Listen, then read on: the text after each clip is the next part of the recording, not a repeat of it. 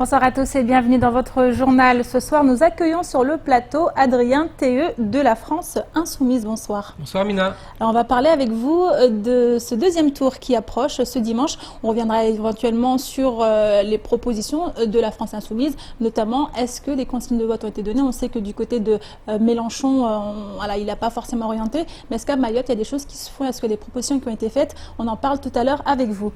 Avec nous également sur le plateau, Pierre Bellucci. Bonsoir Pierre. Bonsoir Amina, bonsoir à tous. On va parler d'économie avec le bilan de l'IEDOM justement pour l'année 2016, un bilan qui reste assez mitigé. On en parle tout à l'heure plus amplement Pierre. Mais d'abord, voici les titres de ce mercredi 3 mai.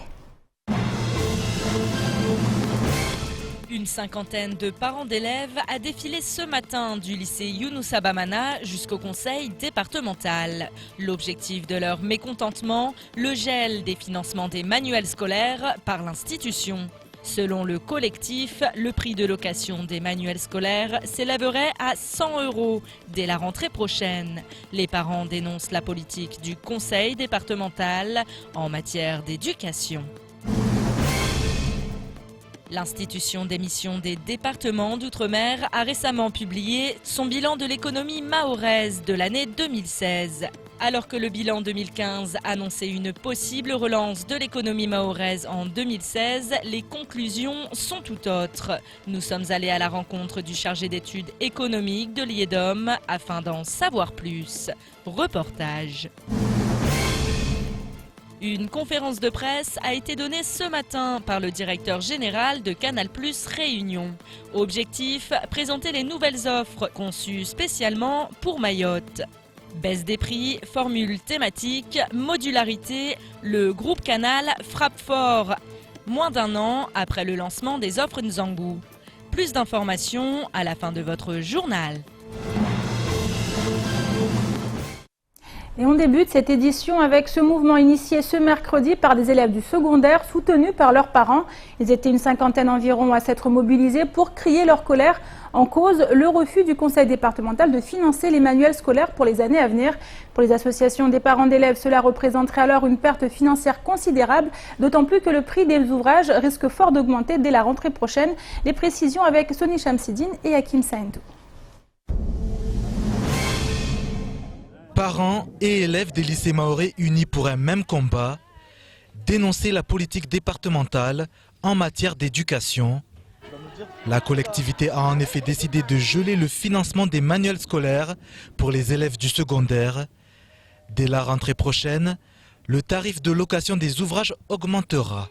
C'est vraiment injuste parce que augmenter alors qu'on est en situation de crise, ce n'est pas bien. Désespérant, c'est pas bien pour notre avenir. C'est à travers les livres qu'on apprend les différentes cultures et ce qui différencie l'animal et l'homme, c'est l'éducation. Donc c'est pour ça qu'on est là pour révolter, pour qu'on puisse nous donner les livres. C'est une tuerie parce que l'accès aux livres, c'est l'accès à la culture. Et nous sommes désolés, l'éducation de la jeunesse, c'est la fondation d'un pays. Un pays sans fondation, une maison sans fondation, c'est une maison qui va s'écrouler. Donc un pays où il n'y a pas de politique éducative, c'est un pays tout simplement qui va s'écrouler. Ils étaient plus d'une cinquantaine mobilisés et en marche en direction du conseil départemental pour se faire entendre. Des parents plus qu'inquiets pour l'avenir de leur enfant. Nos craintes déjà c'est de voir les parents débourser plus qu'ils ne peuvent, qu'ils n'en peuvent. Déjà ils souffrent assez à travers d'autres choses, les cahiers, les familles nombreuses, tout ça. Mais en plus de voir la réussite de gringoler des élèves. L'éducation c'est l'avenir des enfants, c'est l'avenir de Mayotte. On ne peut pas dire dans des discours qu'on est pour l'éducation et ne pas donner un seul centime aux associations qui s'occupent des enfants. Un manque financier préjudiciable pour la réussite des élèves, mais également pour la survie des associations de parents d'élèves. Il va y avoir des licenciements derrière, parce que toutes les associations des parents d'élèves emploient des personnes, donc ça va être une crise sociale tout simplement dans ces foyers-là qui attendent beaucoup de ce petit salaire à la fin du mois. Une délégation de la Fédération des associations des parents d'élèves ont été reçues en journée par des élus départementaux et membres de cabinet. Des représentants qui comptent bien faire savoir que l'éducation n'a pas de prix. Et revenons à présent sur la situation en matière de santé, une situation que dénonce tout particulièrement le syndicat solidaire Sud Santé en raison d'un système de santé qui ne cesse de s'essouffler. Ce mercredi, une délégation du syndicat est ainsi partie à la rencontre du nouveau directeur de la délégation ARS Mayotte. Objectif, évoquer la problématique de l'offre de soins au sein du territoire, mais aussi pour lui soumettre des propositions d'urgence. Je vous propose d'écouter Youssouf Doua, secrétaire départemental du syndicat Sud Santé, à la sortie de la réunion. Le directeur il était à l'écoute malgré qu'il vient à peine de débarquer sur le territoire depuis 4 mois. Il nous a souligné qu'il est en phase de diagnostic de la problématique de la santé sur le territoire. Il a commencé à saisir les différents partenaires, notamment les élus locaux et départementaux. Et là, il y a le projet d'orientation de la santé sur les 5 ans à venir qui est commencé à être élaboré depuis 2 mois, dont nous allons être pleinement associés à ce projet. On a prévu dans les jours à venir de rencontrer les élus qui sont chargés de la santé et de l'action sociale pour qu'ils puissent s'impliquer pleinement par rapport à ce projet. Et en même temps, il faut absolument qu'on trouve des mesures d'urgence actuellement, vu les difficultés que nous rencontrons, pour qu'on puisse soulager les problèmes que nous rencontrons dans l'hôpital. Des propos recueillis par Sony Chamsidine. On parle politique à présent avec notre invité Adrien Théeux de la France Insoumise. On a parlé tout à l'heure de ce second tour qui approche ce dimanche. Emmanuel Macron contre Marine Le Pen. Jean-Luc Mélenchon a été éliminé dès le premier tour. Aujourd'hui, quelle est votre position? On sait déjà ce qui a été dit au niveau national. Vous agissez du côté de Mayotte. Qu'en est-il très exactement sur le terrain? Alors, il y a eu une consultation des Insoumis sur Internet, puisqu'il y avait des militants qui avaient adhéré au mouvement, plus de 450 000 militants. Plus de 250 000 ont voté pour savoir quel comportement ils allaient adopter au second tour. Et donc, vous avez la majorité ont dit qu'ils allaient voter blanc ou nul. Vous avez à peu près 34%, à peu près à égalité, qui ont dit qu'ils allaient voter pour Emmanuel Macron. Et à peu près 30% qui ont dit qu'ils allaient s'abstenir de voter. Donc personne ne veut voter, en tout cas clairement, pour Marine Le Pen. Si on compte que le vote blanc ou le vote nul ne compte pas dans le vote, ça veut dire que les 2/3 de la France Insoumise ne souhaitent pas se déplacer souhaitent se déplacer pour certains dans les urnes, mais ne souhaitent pas poser un bulletin Macron dans l'urne. Alors aujourd'hui, après, il n'est pas question de Marine Le Pen. Il a été très clair. Aucun électeur de la France Insoumise ne votera pour Marine Le Pen au second tour. Donc c'est une sorte de consigne de vote quand même, parce que même s'il n'a pas déclaré clairement vers quel candidat se tourner, il a dit vers lequel ne pas aller en parlant de cette erreur de voter éventuellement pour le Front National. Tout à fait. Alors aujourd'hui, qu'en est-il? Est-ce que vous n'avez pas peur justement qu'en votant blanc ou en vous abstenant, vous favorisez justement le Front National? Non. Non, je vais vous expliquer pourquoi. Emmanuel Macron a fait plus d'1 million de voix de plus que Marine Le Pen au premier tour. Il bénéficie des ralliements de ce qui reste des Républicains après leur débâcle, de ce qui reste du Parti Socialiste. Tous les ténors du Parti Socialiste et des Républicains ont appelé à se rallier derrière la candidature d'Emmanuel Macron. Marine Le Pen ne bénéficie d'aucun report de voix, si ce n'est peut-être quelques voix du côté de chez Dupont-Aignan. Donc il y a absolument aucun risque que Marine Le Pen ne remporte cette élection. En fait, cette élection est déjà jouée, elle est déjà pliée. Et donc pour vous, il n'est pas nécessaire de faire ce front républicain n'est pas nécessaire pour vous? Non, ce front républicain n'est absolument plus nécessaire. D'autant que Emmanuel Macron, c'est quand même quelqu'un qui n'est pas neuf. Il a un bilan en tant que ministre de l'économie, un bilan qui est calamiteux, en particulier à Mayotte. On le voit, si les gens n'ont pas voté à Mayotte, il y a eu 64% d'abstention, c'est parce qu'il y a une espèce de frustration, une exaspération, et que les gens ne savent pas vers où trouver la solution à leurs problèmes, à leurs maux. Alors justement, est-ce que ce n'est pas une stratégie de Jean-Luc Mélenchon qui, lui, justement, aujourd'hui, vise les législatives, à défaut d'avoir pu remporter les présidentielles? Alors moi, ce que j'aimerais dire aux Mahorais, c'est que les élections présidentielles, finalement, ne signifient rien, ne correspondent à rien.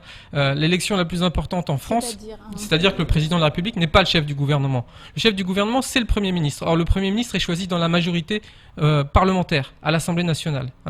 Donc, les élections législatives sont les plus importantes en France. En instituant le fait que la présidentielle arrive avant la législative, on a inversé les choses, mais le président lui-même n'a ni le pouvoir exécutif, ni le pouvoir législatif, ni le pouvoir judiciaire. C'est l'Assemblée qui a le pouvoir législatif, et c'est l'Assemblée qui vote pour le gouvernement.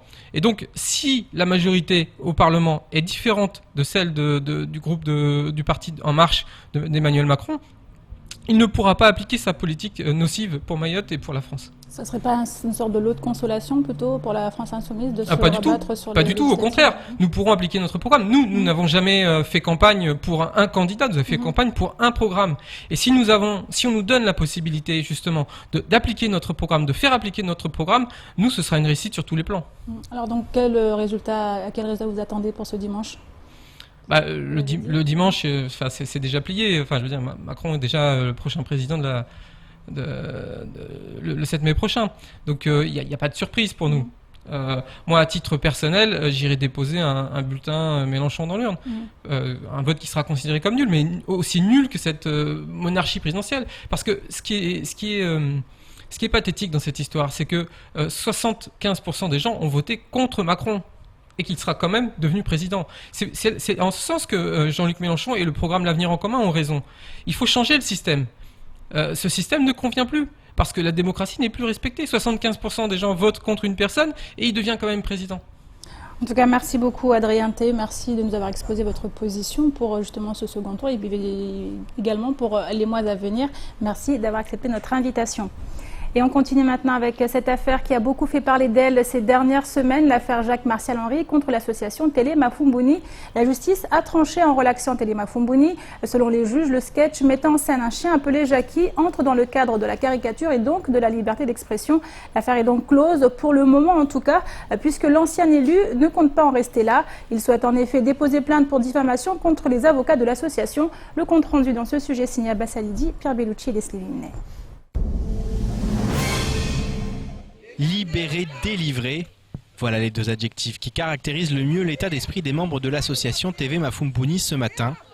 En effet, comme l'explique leur avocat, la justice s'est refusée à les condamner.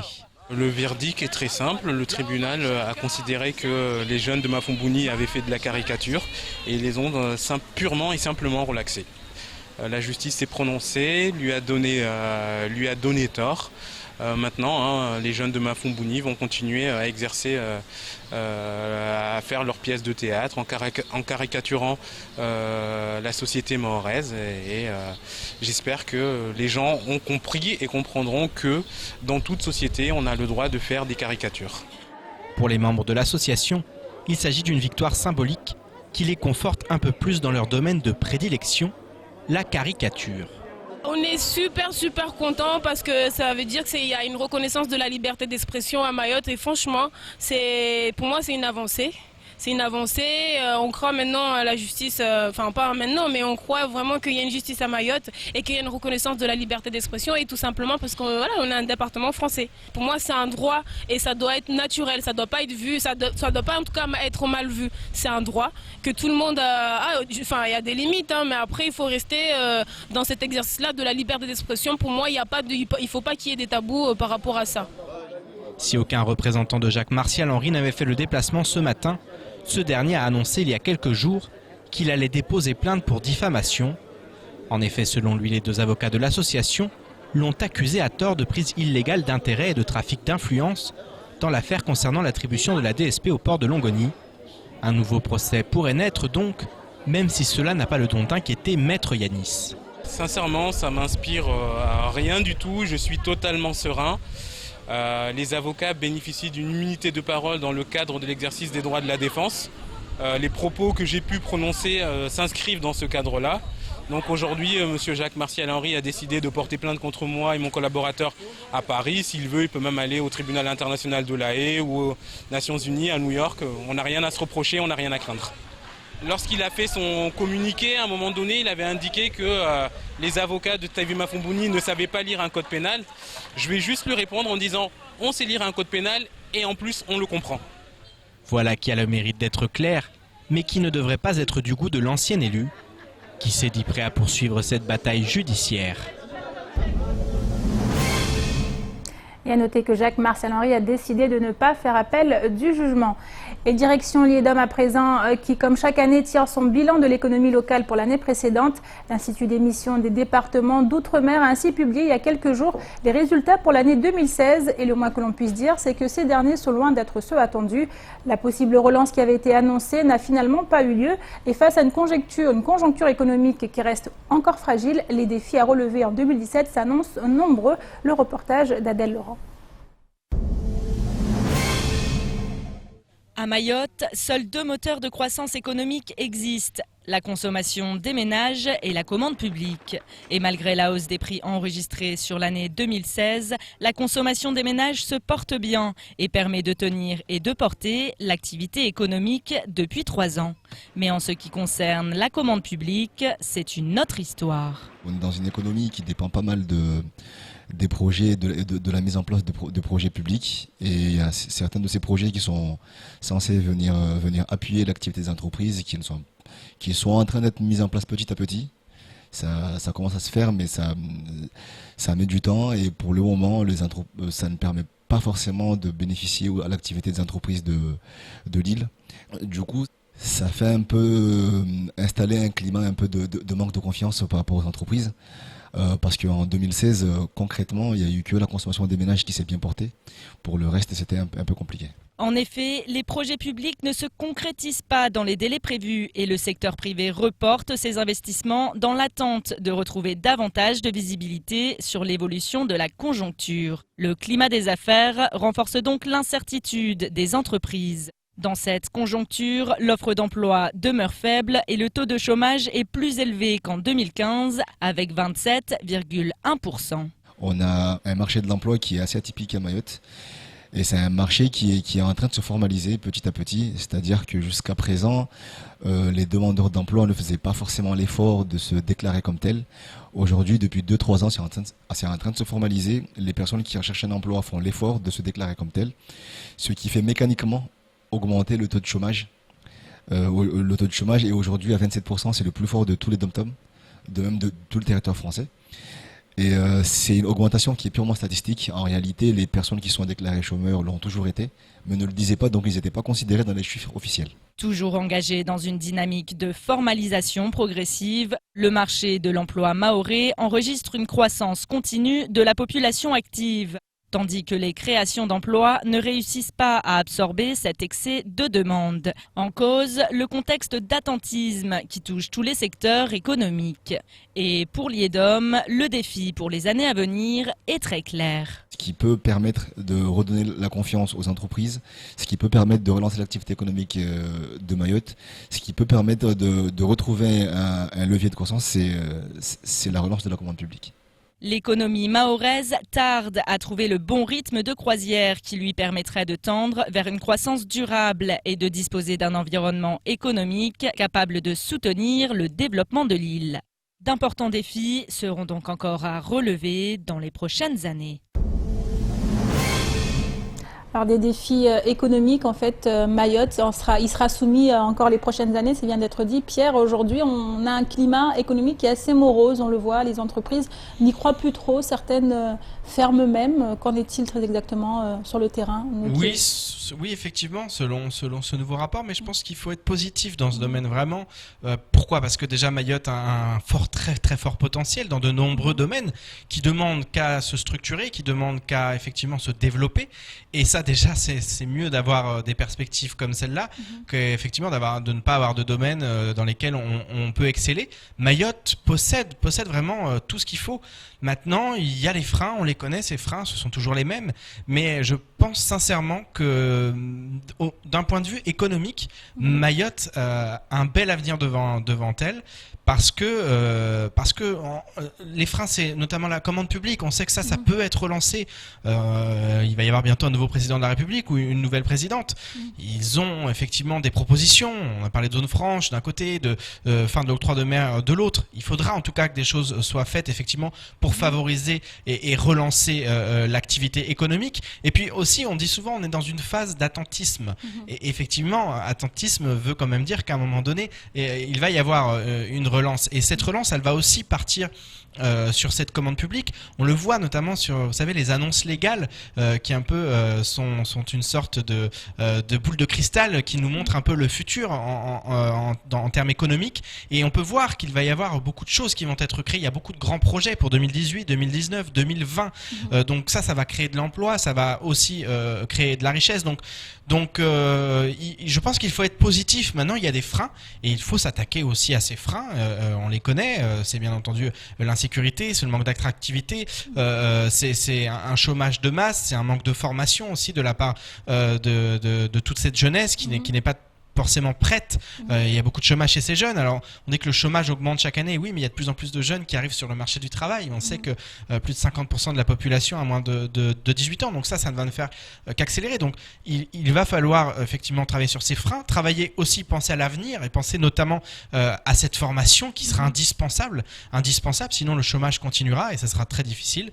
Mais il y a vraiment de véritables sources d'espoir dans ce domaine. On parle aussi de ces secteurs en fait sur lesquels on veut miser, sur lesquels les autorités, les collectivités aujourd'hui, les communes, le conseil départemental veut miser. On parle beaucoup de tourisme, on parle beaucoup d'aquaculture. Est-ce qu'aujourd'hui, c'est vraiment, on a fait beaucoup de choses déjà en la matière. Est-ce que c'est vraiment des domaines dans lesquels on peut miser? Est-ce que les gens peuvent justement, les travailleurs peuvent se dire demain, je serais peut-être amené à travailler dans ces secteurs-là? Oui, bien sûr. On ne cesse de dire que le tourisme ou encore l'aquaculture sont des secteurs dans lesquels il y a beaucoup d'avenir et il y a à investir. Maintenant, c'est pas le cas, mais encore une fois, lorsqu'on est à 0, on peut aller à 1. Voilà. C'est plus simple lorsqu'on est à 0 d'aller à 1 que de régresser. Donc là, c'est vrai qu'on est au point mort quasiment dans ces domaines, mais il y a les possibilités, elles existent. Et c'est ça, c'est aussi cette source d'espoir. Maintenant, il y a aussi quelque chose, selon moi, qui entre en jeu, c'est le fait qu'il y a une jeunesse très importante, et puis aussi une jeunesse qui est en formation actuellement en métropole et qui va revenir. Je rencontre souvent des jeunes diplômés qui reviennent. Alors on le dit souvent, certains ne veulent pas revenir, mais il y en a d'autres qui reviennent parce qu'ils se disent justement, il y a beaucoup à faire ici, il y a beaucoup à construire.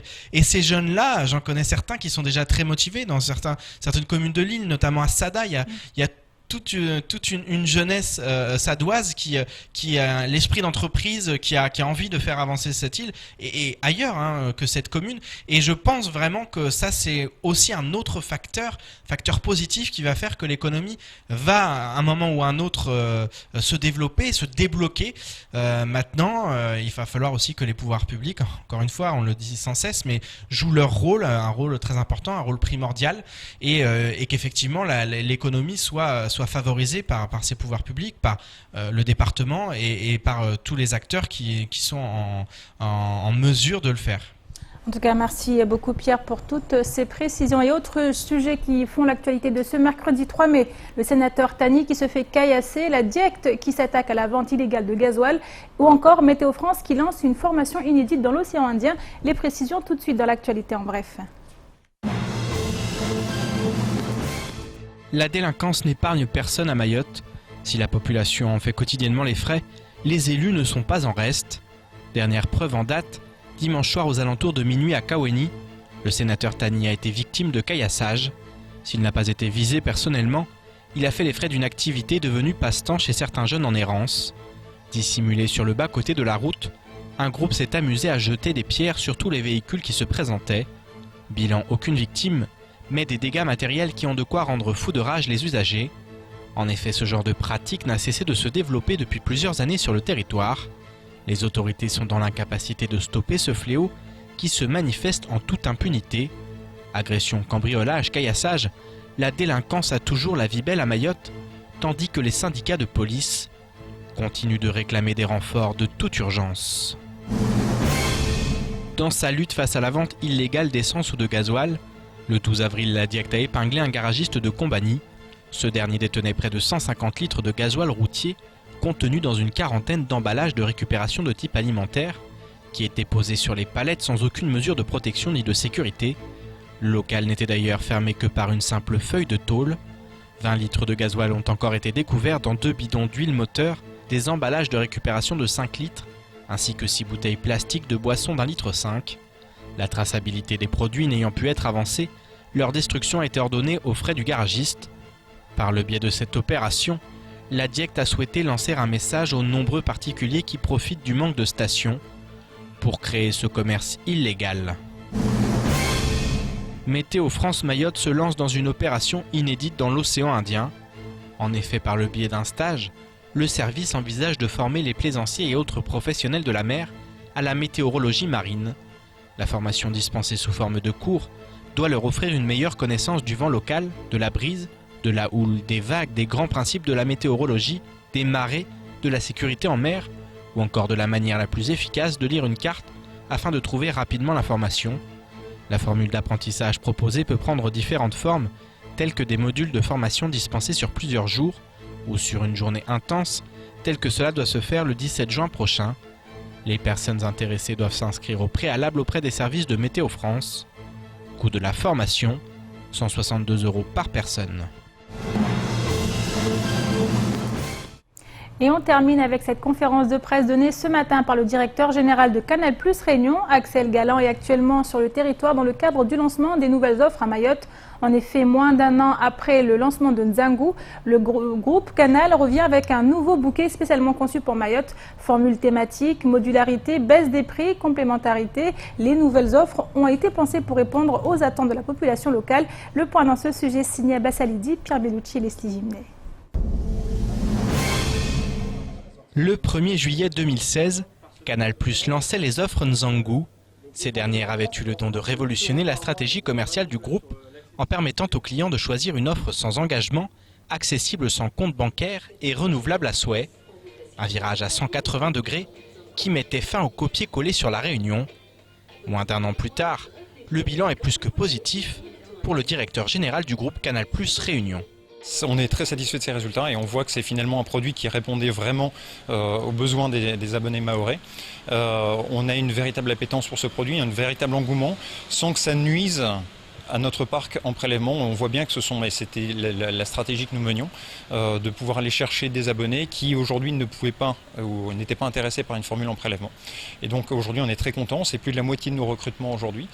Donc c'est un parc qui croît très rapidement, sans encore une fois cannibaliser l'autre partie du parc. Donc on en est vraiment très satisfait et on est content de pouvoir continuer à apporter du divertissement et de l'information aux abonnés mahorais. Face à la réussite des offres Nzangu, le groupe Canal a décidé d'aller plus loin afin de s'adapter toujours plus aux réalités du territoire. Alors on est parti de plusieurs choses. La première, c'est que on constate qu'il y a quand même une évolution significative des modes de vie.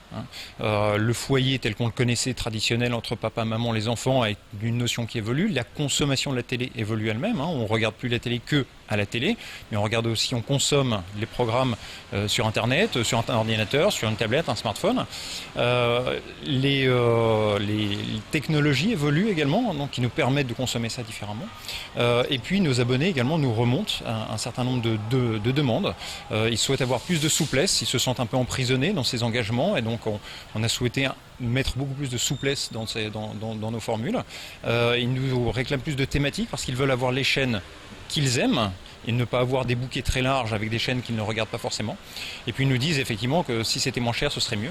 Et donc c'est pour ça qu'on a mis tout ça dans un pot, on a mélangé pour ressortir justement des offres qui sont tant en prélèvement ou sous les formules Nzangu. Ces nouvelles offres sont disponibles pour les abonnés sous réserve d'un réabonnement de 12 mois. Pour les nouveaux clients, il est possible de s'abonner sur 12 mois ou bien de s'abonner au mois sans engagement en fonction de la formule de leur choix. En ce qui concerne les formules justement, Canal+ s'est concentré sur un bouquet plus thématique. Ils pourront trouver soit des formules cinéma, pour ceux qui aiment beaucoup le cinéma, ceux qui aiment le sport, ceux qui aiment tout et donc qui ne veulent pas choisir entre tout ça, en leur donnant la possibilité de pouvoir modifier leur abonnement tous les mois et donc passer d'une formule série à une formule sport, à une formule moins chère s'ils le souhaitent en fonction de la programmation, de leur goût, de la composition des différents bouquets. Offre plus en complémentarité avec ses concurrents, nouveaux bouquets, possibilité de changer de formule d'un mois à l'autre, baisse des offres de 25%, Canal+ a souhaité frapper fort pour faire face à une concurrence qui contribue au bonheur des clients. C'est la fin de cette édition. Merci à vous de l'avoir suivi. Une édition rediffusée sur OM5, également disponible en replay sur notre site l'infoquesi.fr, sur YouTube et sur notre page Facebook. Et demain matin, dès 6h, retrouvez toute l'équipe de la matinale. Quant à moi, je vous donne rendez-vous demain soir, 19h, sur ce même plateau. Bonne soirée à vous sur KTV.